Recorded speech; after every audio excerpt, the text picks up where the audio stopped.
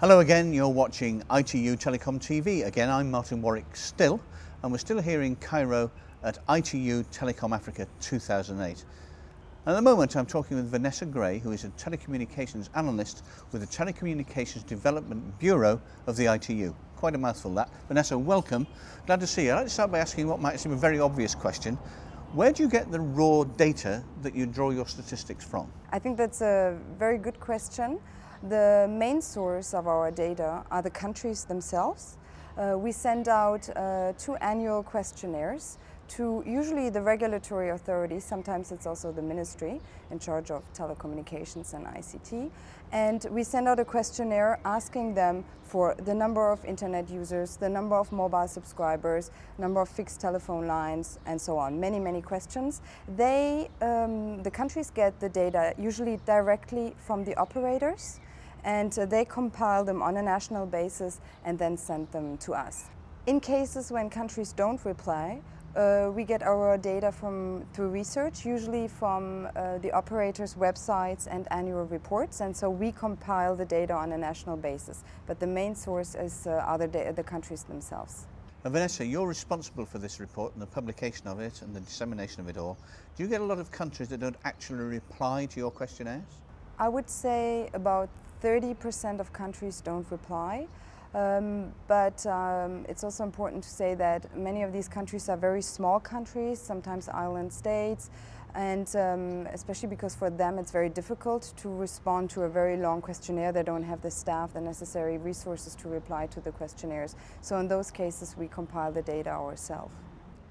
So what specific trends do you see now in Africa? And I mean that from 2 sides, positive and negative. I think the most important thing to highlight in Africa is the huge increase in mobile subscribers over the last few years. Africa remains the region with the highest growth rate in mobile subscribers. It's almost 50% compound annual growth rate between 2002 and 2007, and that is obviously a very positive trend, especially since the highest growth rates are in the countries with the lowest penetration rates, sub-Saharan African countries. And I think that's the positive thing to highlight.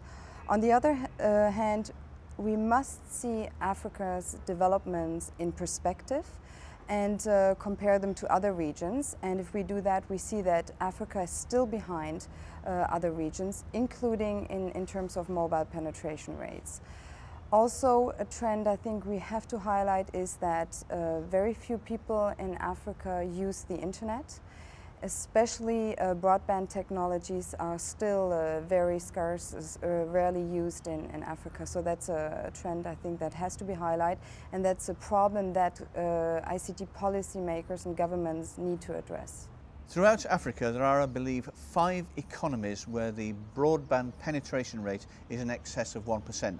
That shows what a huge gap there is between the median for the developed countries, which is between 30 and 35%. What do you make of that? There's a huge difference, and I think the country in Africa with the highest broadband penetration are the Seychelles at 3.5%, which compares badly to 30-35% in countries such as the Republic of Korea or many developed countries in Europe. So I think there's really still a lot to do in Europe, and as I said, ICT policymakers and governments need to address the problem of the lack of broadband in Africa. When you do this and you provide all this stuff for the ITU and it's published and sent out to the countries, do you find that governments and agencies change their policies and strategies as a result of what they've learned? Yes, apart from the statistics, we also try to understand why are these trends taking place, what is happening, and what can ICT policymakers and governments do.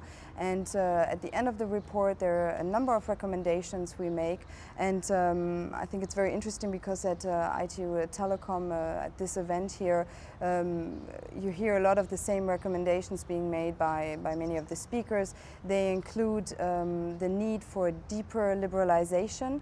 We've seen that in the area of mobile there's been liberalization that has had a very positive impact on penetration levels, on the uptake of mobile, and I think this liberalization trend needs to be duplicated to other areas, including to the fixed line market and to international gateways. because that will increase the competition, helping bring down prices and increase the number of people who can then afford to use the internet and also use broadband. Other recommendations include more research and more focus on wireless broadband. Since Africa is basically a mobile continent, it's the least wired continent in the world, I think if we're going to have higher broadband penetration rates here, mobile will play a big role. So the licensing of 3G and more research in that area will be very important for the continent. And by the time you publish your next set of African indicators, do you expect to have seen another step change in what's happening here? Well, I certainly hope that, especially in terms of internet and broadband, that we'll see a number of changes. For example, right now there are already a number of countries that have licensed 3G, and there are even a number of countries where we see more 3G subscribers than fixed broadband, especially DSL subscribers. And I think that is certainly a trend that can take place in other countries too, and I hope that at least by the next Africa Telecom event we'll see some dramatic changes here. And a final question to you, why is it, do you think, where Africa now has the highest annual regional growth rate in terms of mobile subscribers, why is it that only 1 person in 20 has any form of internet access? I think the main response to this question is that mobile is a very liberalized and privatized sector. And in terms of broadband and internet, we still see that often there's a lack of competition, especially if we take into account international gateways. That means there's very little international internet bandwidth available to countries, and which means that the prices for internet access are very high. By the way, we see very, very high prices for internet access, and so high that most people can just not afford to access the internet. So I think that's the main difference between the mobile sector and between internet access. Vanessa Gray, thanks very much indeed for your time.